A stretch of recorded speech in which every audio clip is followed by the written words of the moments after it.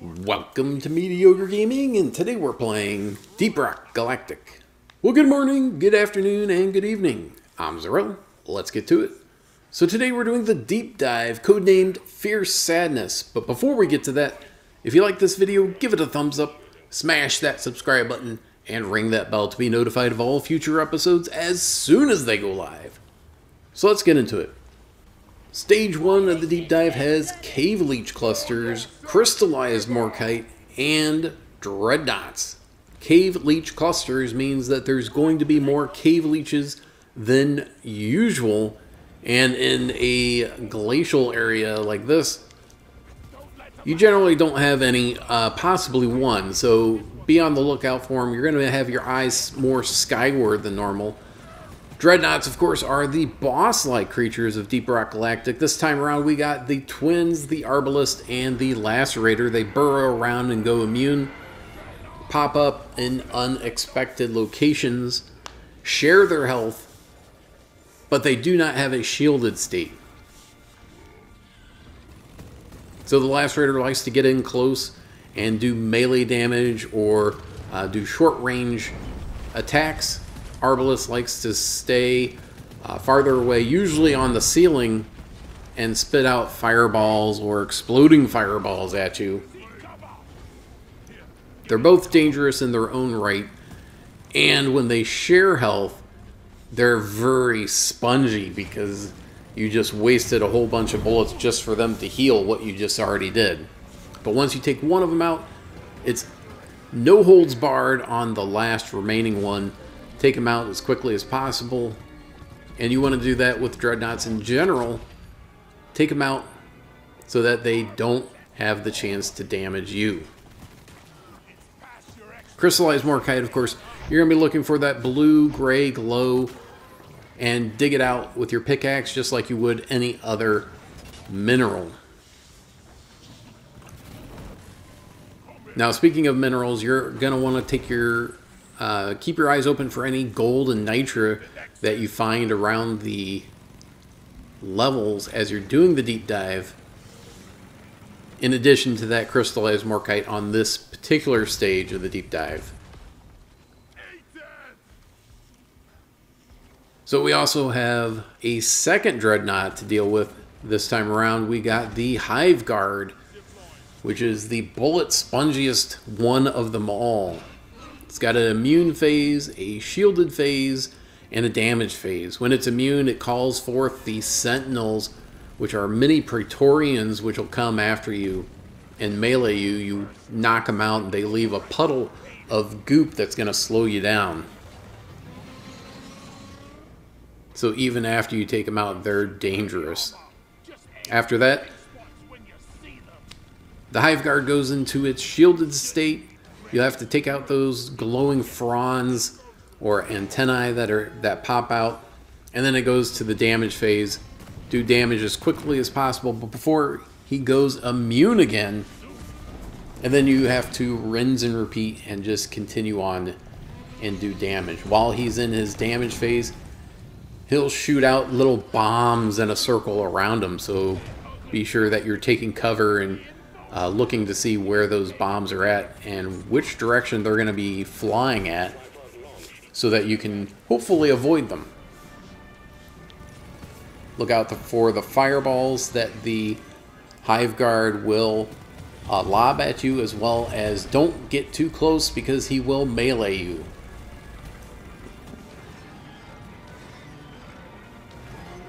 There you go. Once he gets into the damage phase, once again, damage him quickly, as quick as possible, both so that you can move on with the deep dive and so that that dreadnought has less time or less opportunity to do damage to you and your teammates.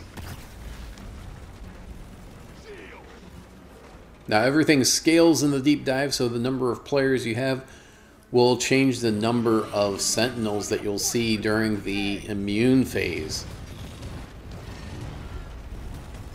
Call in resupplies when you're getting low on ammo.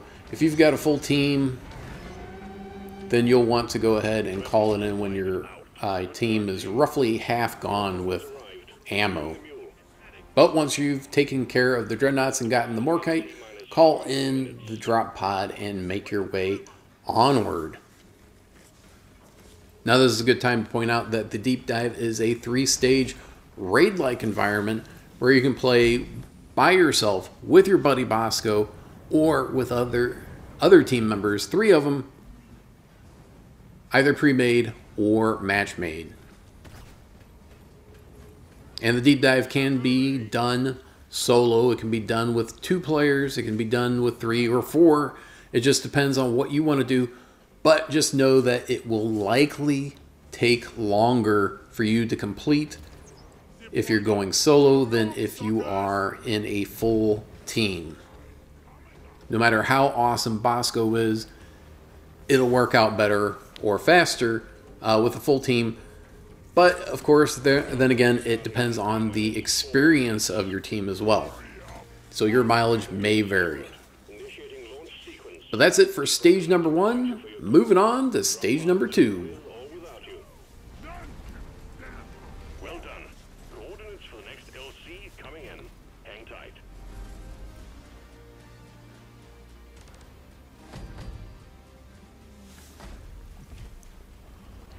Alright, stage number 2 of the deep dive has crystallized Morkite and no modifier, so that's great. Although you will still want to keep your eyes open for any cave leeches that might be still lingering around, and mini mules. Now this is not a full salvage mission, you just have to find and repair the mini mules on the level. Otherwise it performs just like a mining expedition. Just like before, look for that blue-gray glow on the sides of the level and dig it out with your pickaxe just like you would for gold or nitra. Speaking of, make sure that you're keeping your eyes open for gold and nitra during the level. Gold, of course, will give you more credits at the end of the deep dive. Nitra will keep you flush with ammo and health during the deep dive. So they're both important for different reasons. You don't want to just do the minimum and have just enough nitra to call in a resupply when you're getting low. You want to have a little extra just in case. Without knowing which level of the deep dive is going to be the most challenging or bullet unfriendly, you want to make sure that you keep your options open. So if you have a surplus on one level, just know that the next level you may need more nitra. I always like to have extra, even if that means having extra at the end of the deep dive. Now this second level we did find jet boots so that we were able to move a little bit more freely around the level than we would otherwise be able to, as neither of us were the scout class.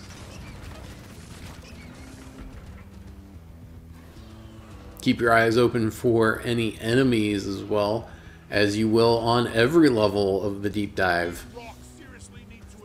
When a swarm comes in, then you'll want to fend them off and make sure that you have enough ammo to get you through the wave.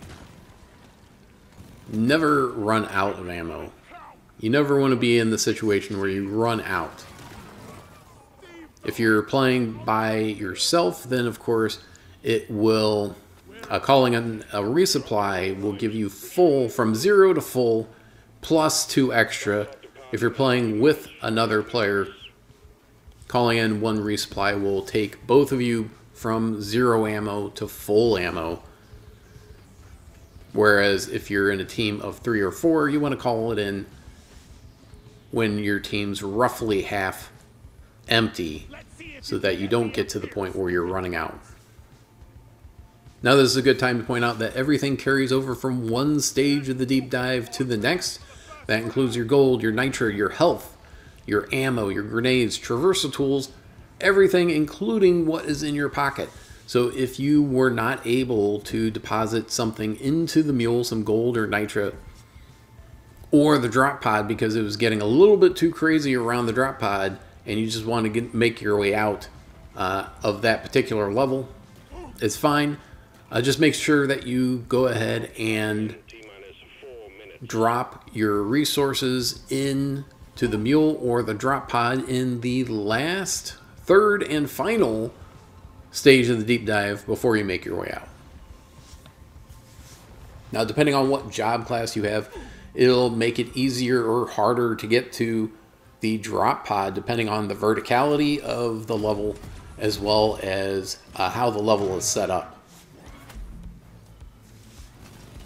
If you have more or less a warren, a maze of tunnels, it's going to be relatively easy for everyone to get from one part of the level to wherever the drop pod shows up. If it is more vertical in nature, the scout will have no problems, and the gunner, but maybe the engineer and the driller may have a problem. So depending on your job class, it may be a little bit easier or harder to get to the drop pod. So that's it for stage number 2. Moving on to stage number 3. Nice work once again. Diving to the next stage.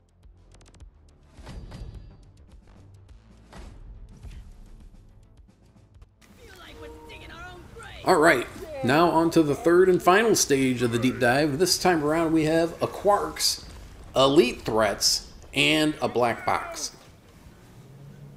So a quarks means, of course, that you have no mule on the stage.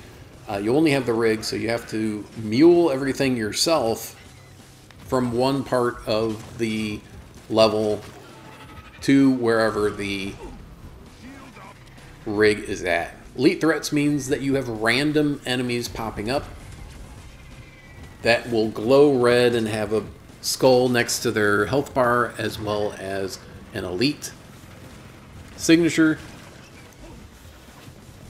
They move faster, they have more health, they do more damage. So as soon as you see one, take it out, notify your team where it's at, and get rid of them as quickly as possible to avoid any disasters where your whole team has the potential to go and get taken out. Especially if you see one of those elite detonators. But the Aquarius, you're going to look for the blue glowing bits around the level, dig into it, and find that giant blue chunk, take it back to the rig, and drop it in. The black box, of course, is a zone control. The more people that are in the zone, the faster the progress goes. The fewer people, the slower it goes, and if nobody's in there, you start losing progress rapidly. So if you get down to 0%, then you fail the deep dive and you'll have to start all over from stage 1. But once you get to 100%, then you can move on to the rest of the stage. Once you have all the Aquarius and the black box taken care of, send the rig into orbit and call in the drop pod and make your way out. Now, like other Aquarius missions, you will have to wait and defend or run around, whatever, for a couple minutes before the drop pod comes up. And even after the timer gets to 0, you'll still have to wait about 30 seconds before the drop pod actually makes an entrance into the level. But that's it. I hope you enjoyed this video. Be sure to check us out on social media, and thank you for liking, commenting, and subscribing. And we'll see you next time. Pint had launched. We're picking up heavy activity in your vicinity, so hold the line until the escape pod arrives.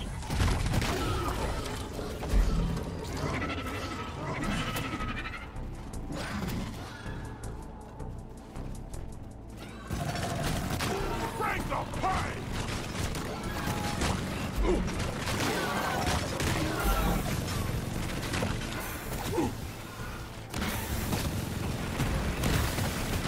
Pop that spreader like an overripe tomato place. Clearing the area.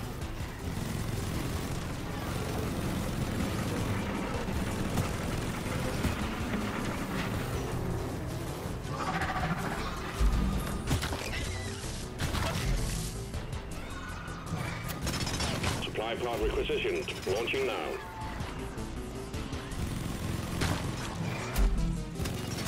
Shield charged. Firecracker!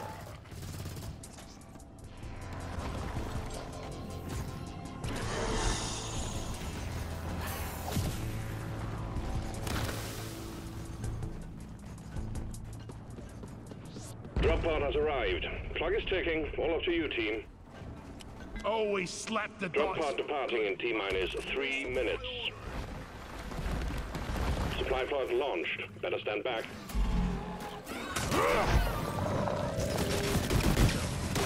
Bring it back! Resupply! Nitro's been withdrawn. The supply pod is inbound. Supply ordered! Roger that. Supplies are coming. There's our recharging! Extraction commencing. Good work. Rock! Everybody collect everything. Rock and stone in the heart. For rock and stone!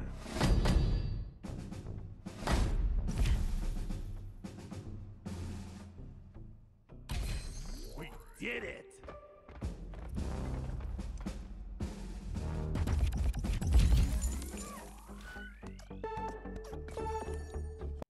PlayStation